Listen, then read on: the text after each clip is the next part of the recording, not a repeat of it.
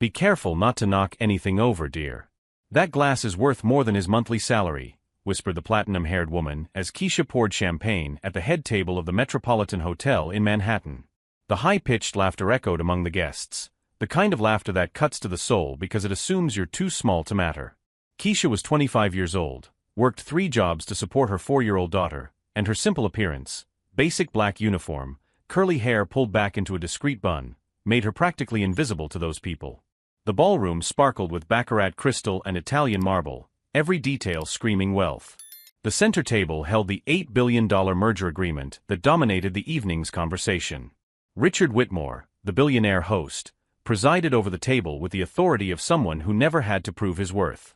Around him, executives, shareholders, and lawyers celebrated what would be the biggest deal of the year in the technology sector. Keisha was just a waitress there to serve drinks and disappear. But when her eyes caught a specific clause in the contract, she froze. She approached his side, her voice barely above a whisper, "Mr. Whitmore, don't sign that." What happened next left the entire room in absolute silence. Keisha didn't seem to belong in that world.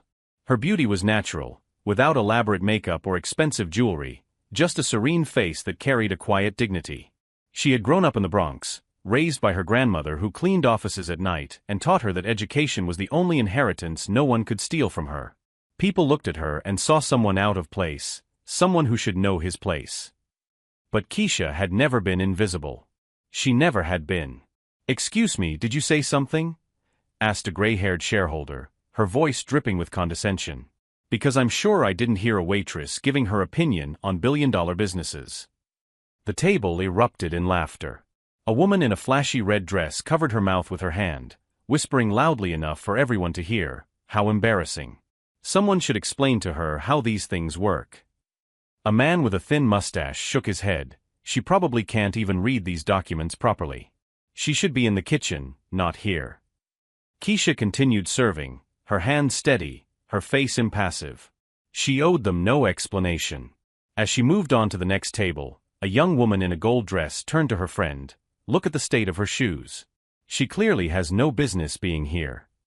Her companion laughed. "I bet she came to pick up leftovers to take home." The words hit her like slaps, but Keisha didn't stop. She adjusted a napkin with precise movements, as if anchoring herself against the storm of cruelty. Some guests turned to watch, waiting to see her break. She didn't break.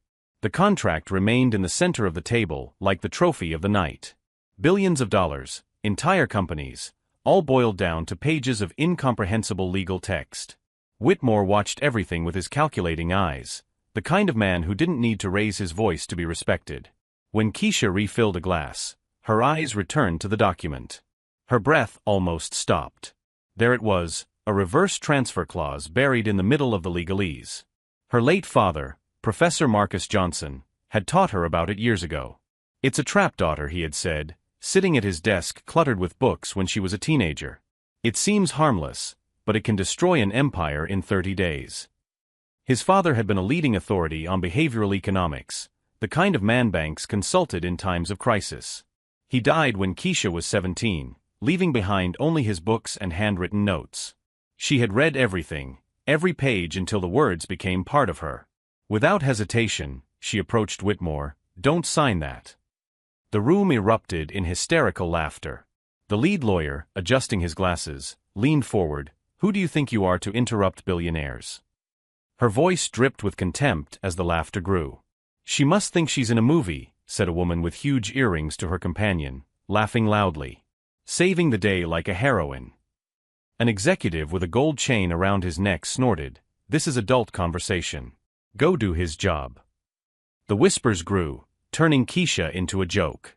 The manager, a nervous man with a fake smile, rushed over to her. "Keisha, what are you doing? You're causing a scene." She didn't look at him. His eyes remained fixed on Whitmore, who now watched her with a curious expression, as if seeing her for the first time. Her hands clenched the tray, but her voice remained calm. "Transfer of all parent company assets within 30 days. She pointed to the contract with a steady finger. The laughter stopped abruptly. There, in front of all the contemptuous stares, she stood firm, like someone guarding a secret too powerful to be revealed before the right time. If this story of prejudice touched him, Subscribe to the channel to find out how a moment of humiliation would turn into a lesson that this elite would never forget. A shareholder with gold-rimmed glasses quickly flipped through the pages, her forehead wrinkling as she read. Her fingers stopped abruptly on the line Keisha had pointed to. "My God," she muttered, her voice almost inaudible. "What is it?" asked Whitmore, leaning forward. She's right," stammered the shareholder, her face draining of color. "Complete transfer of assets within 30 days of signing. That would leave us with nothing." The silence that followed was deafening. But it lasted only seconds before the room exploded in furious denial. "Impossible!" shouted the lead lawyer, snatching the document from the shareholder's hands. "A waitress can't understand contracts that took me weeks to review." Her in the red dress laughed contemptuously. "Are you really taking a maid seriously? She probably didn't even finish high school." The burly executive slammed his fist on the table. "This is ridiculous. We're allowing a. He hesitated, but his eyes said it all. A random person to sabotage a billion-dollar deal? Keisha remained motionless, but inside she felt every word like a stab. It wasn't the first time she had faced this. From her childhood in the Bronx, when teachers assumed she couldn't keep up with advanced classes, to jobs where she was consistently underestimated. Her grandmother Dorothy always said, "Honey, let them think you're small. When they show you who they really are, you'll be 10 steps ahead." The hotel manager appeared at her side, whispering urgently, "Keisha, you need to stop this. You're going to lose your job, and you could even be sued for interfering with guest relations." She nodded silently, but didn't move. His eyes remained fixed on the contract as memories flooded her mind. She was 14 when her father, came home frustrated after discovering that a family had lost everything because they didn't understand a similar clause. "People are being cheated every day by these contracts, Keisha," he had said, opening his books on the kitchen table. "They use complicated words to hide the traps. That's why you need to learn to read between the lines." For years, even after he died in a car accident when she was 17, Keisha continued to study her notes. She worked during the day as a cleaning lady in offices, but at night she devoured books on economics, business law, anything she could find at the public library. When she became pregnant at 21, many thought she would give up her studies. Instead, she studied while her daughter slept, memorizing complex concepts between midnight feedings. "Miss," said a man in a pinstriped suit, her voice dripping with condescension, "I admire your initiative. But this is a job for qualified professionals. Perhaps you should go back to your job." The platinum-haired woman nodded to a colleague. "See? That's exactly why I always say certain people should know his place. Imagine if everyone started giving their opinion on serious business matters." "It's embarrassing," whispered another executive. "Imagine if this leaked to the press. Billionaire's halt merger because Waitress had an opinion. It would be humiliating." Keisha felt something burn in her chest. Not exactly anger, but an iron determination that came from years of being underestimated.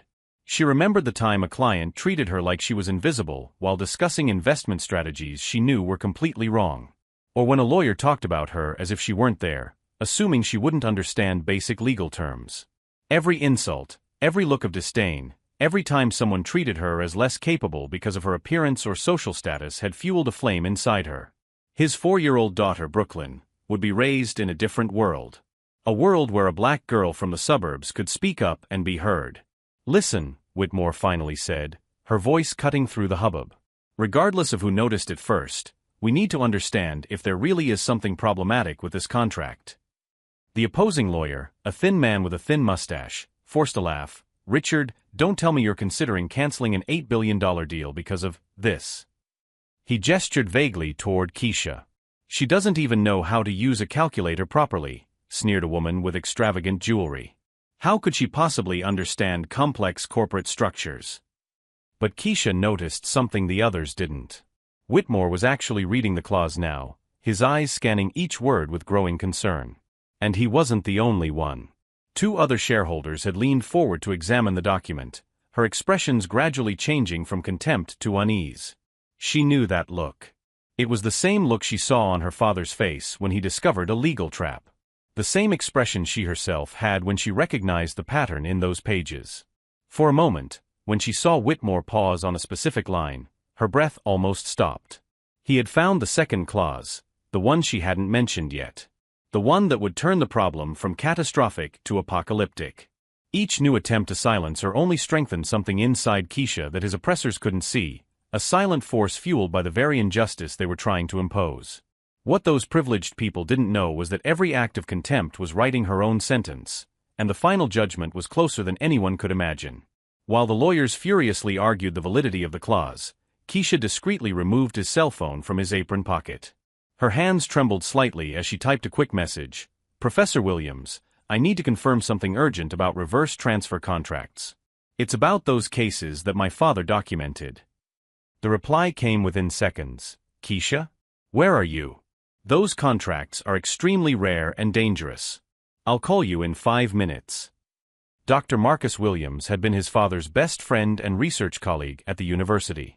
When Professor Johnson died, Williams became a father figure to Keisha, secretly helping her with her self-taught studies. He knew she had inherited not only her father's books, but also her genius for spotting financial traps. "Miss," said a harsh voice behind her. It was the lead lawyer on the merger, Dr. Harrison Beck, a man who charged $1,000 an hour and made no secret of his disdain. "Would you mind putting your phone away during a serious discussion? Some of us have billions at stake here." "Sorry," Keisha muttered, putting his phone away. But his eyes remained fixed on the contract, scanning lines that the others had completely ignored. The woman in the red dress, rolled her eyes dramatically. "See? She can't even keep her attention focused. Typical of people who don't understand the magnitude of what's happening here." "She's probably texting her boyfriend," sneered an executive in a gold tie. "Telling him how she saved a billionaire today. It'll be the talk of her girlfriend's group." Laughter spread around the table, but Keisha ignored it completely. Her mind was processing something far more serious than anyone could have imagined. It wasn't just a problematic clause, it was a complete asset stripping scheme that would turn Whitmore Industries into a shell company in a matter of weeks. His phone vibrated silently. Williams had sent her 3 academic articles about similar cases that had destroyed billion-dollar companies in the previous decade. They all followed the same pattern she was seeing on those pages. "Mr. Whitmore," she said, interrupting a heated discussion among the lawyers. "Can I speak with you privately for a moment?" The silence was instant and awkward. "This has gone way beyond the pale," Dr. Beck exploded, his face red with indignation. "A waitress interrupting executive meetings? This is unacceptable." A woman wearing extravagant jewelry leaned toward her friend. She must be feeling important after getting one thing right by accident. Now she thinks she's a financial consultant. "Pathetic," muttered another man. "She probably can't even calculate a simple percentage and wants to give advice on billion-dollar mergers." But Whitmore raised his hand, silencing the room. 2 minutes, he said, gesturing for Keisha to approach him.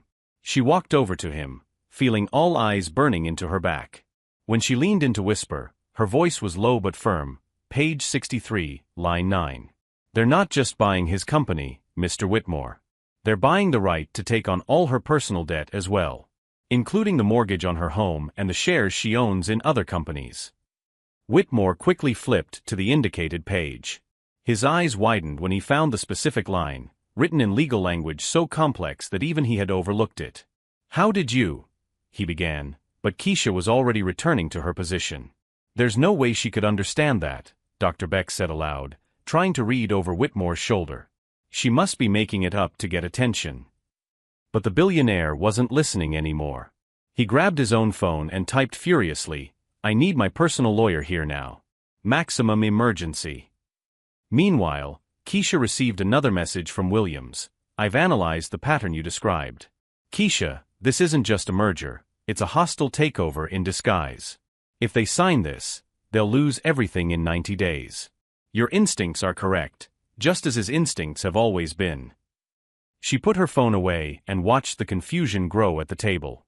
The executives from the acquiring company were starting to get nervous about Whitmore's sudden hesitation. His leader, a bald man with sunglasses named Henderson, was leaning closer and closer over the table. "Richard, don't tell me you're considering canceling because of some employee's conspiracy theories," Henderson said, forcing a laugh. "That's ridiculous, even for you." "Maybe we should explain to her how the real world works," suggested a platinum-haired woman with a cruel smile. People like her need to understand his place in society. Keisha felt something familiar burn in his chest, the same determination that had made her study late into the night when everyone told her she should be realistic about her limitations. The same strength that had made her graduate at the top of her class in high school, even though she worked part-time to help with household expenses. She remembered the nights at the public library, reading about economics while other moms her age were out having fun.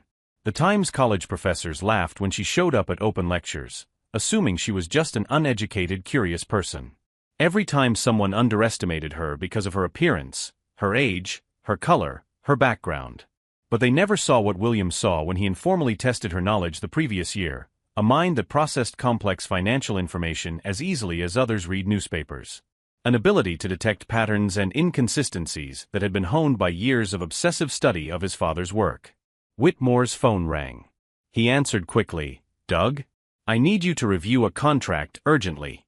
"Yes, I'm emailing it now." "No, it can't wait until tomorrow."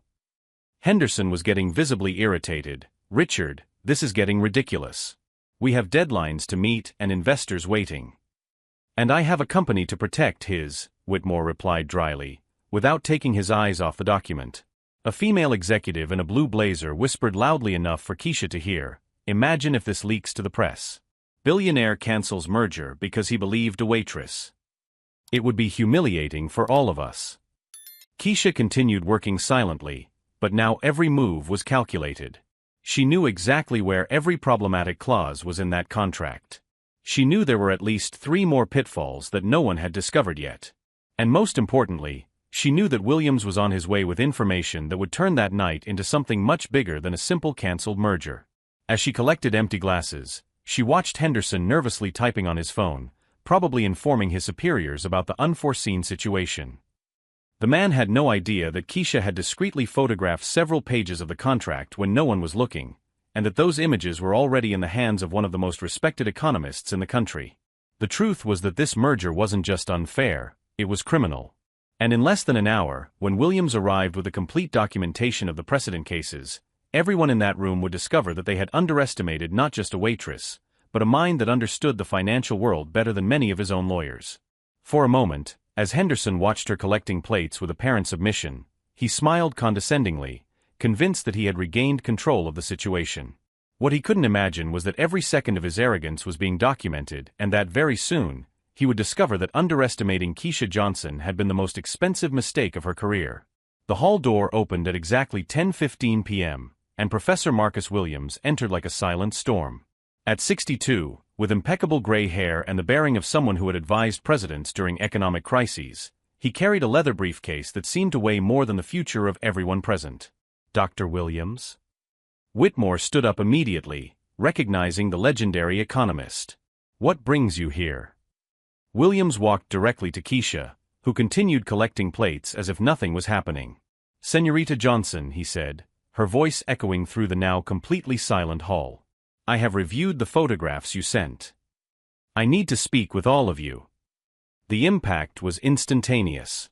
Henderson nearly knocked over her champagne glass. "Photographs? What photographs?" Dr. Beck, the lead lawyer, jumped out of his chair. "That's absurd. A waitress can't photograph confidential documents." Williams opened her briefcase with the calmness of someone who had dismantled billion-dollar schemes for decades. "Actually, she can. Especially when those documents contain evidence of corporate fraud on an international scale." He took out a stack of papers and spread them across the table, replacing the merger agreement.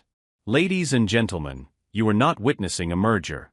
You are witnessing the biggest money laundering and asset stripping scheme of the last 20 years. Her red dress woman let out a muffled scream. A shareholder stumbled as he tried to stand up. Henderson, who until then had maintained her arrogant composure, was visibly pale. "That's impossible," he stammered. "Our lawyers reviewed everything." Williams smiled coldly. "Oh, his lawyers knew exactly what they were doing. The question is whether you knew, Mr. Henderson." Keisha finally stopped working and approached the table. Her voice, now clear and firm, cut through the air like a knife. "He knew. Everyone knew. Your company hasn't existed for 3 years. It's just a front for moving dirty money from international cartels. The silence that followed was broken only by the sound of Henderson frantically typing on his phone, probably trying to alert his superiors that the scheme had been uncovered. Williams continued, "What Miss Johnson identified weren't just asset transfer clauses. They were laundering mechanisms that would turn Whitmore Industries into a shell company in 90 days, allowing billions of dollars of criminal proceeds to be cleaned through seemingly legitimate transactions." Whitmore, now completely sober, stared at Henderson. "You came to me. You said it was a once-in-a-lifetime opportunity. You insisted on urgency." "Because it was urgent," said Keisha, her voice laden with an authority no one expected. "The FBI has been investigating the network for 18 months. They needed to shut down this scheme before federal authorities caught up with them." Dr. Beck tried one last desperate gambit. "You can't prove any of this. It's speculation." Williams pulled a tablet from her briefcase and connected it to the room's projector. The screen lit up with dozens of bank transfers, Department of Justice documents, and FBI surveillance photographs.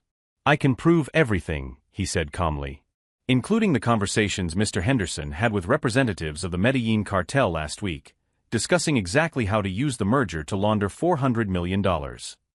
Henderson stood up abruptly, knocking over her chair. "This is a setup. You can't frame me like this." "Actually," said Keisha, taking his phone out of his pocket, "we can."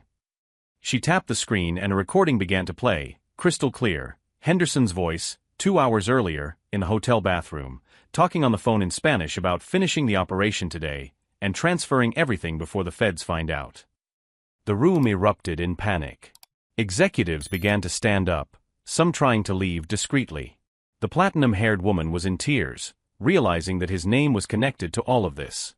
Dr. Beck desperately tried to gather documents, as if he could erase the evidence. "How did you know?" asked Whitmore, looking at Keisha with a mixture of admiration and disbelief. Keisha smiled for the first time that night. "My father didn't just teach her about contract clauses, Mr. Whitmore. He taught her to recognize when powerful people try to use her position to destroy others. And she spent the last 5 years studying every money laundering case the FBI has made public." Williams nodded proudly. Professor Johnson would be extremely proud. Her daughter hasn't just memorized his teachings, she's evolved them. Henderson made one last desperate attempt to leave the room, but the door opened before he could reach it. 3 federal agents entered, their badges already in hand. "Mr. Henderson," said the lead agent, "you're under arrest for conspiracy, money laundering, and racketeering." As the handcuffs clicked around Henderson's wrists, he looked at Keisha with pure hatred. "You have no idea what you've just done. Some very dangerous people are going to want to talk to her." Keisha didn't look away. "Actually, I know exactly what I did. I saved Mr. Whitmore's company and helped the FBI dismantle an operation that was financing violence and destruction. And as for the dangerous people, she's being arrested in 6 different countries right now." The federal agent confirmed. "Coordinated operation. It started 20 minutes ago. 43 simultaneous arrests." Dr. Beck tried to make his way toward the exit, but another agent intercepted him. "Dr. Beck, we need to talk to you as well. We have some questions about fees you received from criminal organizations." Within 15 minutes, half the room had been evacuated by federal agents. The executives who remained were in shock, realizing how close they had come to destroying his own life out of greed. Williams approached Keisha, who had returned to stacking plates as if nothing out of the ordinary had happened. "You knew all along, didn't you?" "I suspected it 3 weeks ago," she replied calmly, "when I heard Henderson speaking Spanish on the phone. My father always said that when powerful men whisper in languages they think no one understands, they're usually planning something terrible." Whitmore approached, her voice full of reverence. "You saved my company. You saved my life. How can I ever thank you?" Keisha finally stopped working and looked at him. "By hiring people for what they know, not for what they look like. And by making sure young people like me have real opportunities to show his worth." The woman in the red dress, one of the few who hadn't been taken away in handcuffs, approached timidly. I'm sorry for what I said. I had no right to." "No," Keisha interrupted gently.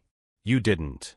But now you know that appearances can be deceiving, and that underestimating people can be the most costly mistake of his life." Williams put away his documents, smiling. "Professor Johnson always said that the best revenge against prejudice is quiet competence. Today, you proved he was right. When the room finally emptied, leaving only Whitmore, Williams, and a few hotel employees, Keisha picked up her purse and headed for the exit. But something in his discreet smile suggested that the evening had gone exactly as she had planned. What no one imagined was that this simple waitress had spent the last 3 years working secretly as an FBI informant, using her social invisibility as the most powerful weapon against corporate corruption, and that Henderson had been only the first on a much longer list of criminals who had fatally underestimated the black woman serving his drinks. 6 months later, Keisha Johnson walked through the mirrored hallways of Whitmore Industries as Director of Compliance, earning more in a month than she had in a year waiting tables. Her daughter Brooklyn now attended a private school where no one judged her for where she came from. Henderson was serving a 15-year sentence for money laundering. Dr. Beck lost her law license and worked as an insurance salesman. The woman in the red dress had moved to another city after losing all her social contracts. Ms. Johnson called a young black intern, showing her a report. "I found some irregularities in the Thompson Corporation audit." Keisha smiled. She had created an exclusive trainee program for young people from the suburbs, teaching them how to detect corporate fraud. 23 cases solved in 6 months. Williams visited her every month, proud. His father would be thrilled to see you turning injustice into opportunity. In her office overlooking Manhattan, she kept a photo of her father in her drawer, along with a thank you letter from the FBI for the biggest anti-money laundering operation of the decade. The waitress everyone underestimated had become the biggest nightmare of white-collar criminals. Her story proved that true revenge is not destroying those who humiliate you, it's building something bigger than they could ever imagine. Have you ever been underestimated because of her appearance or background? Share his story in the comments and subscribe to the channel for more stories of people who turned prejudice into power.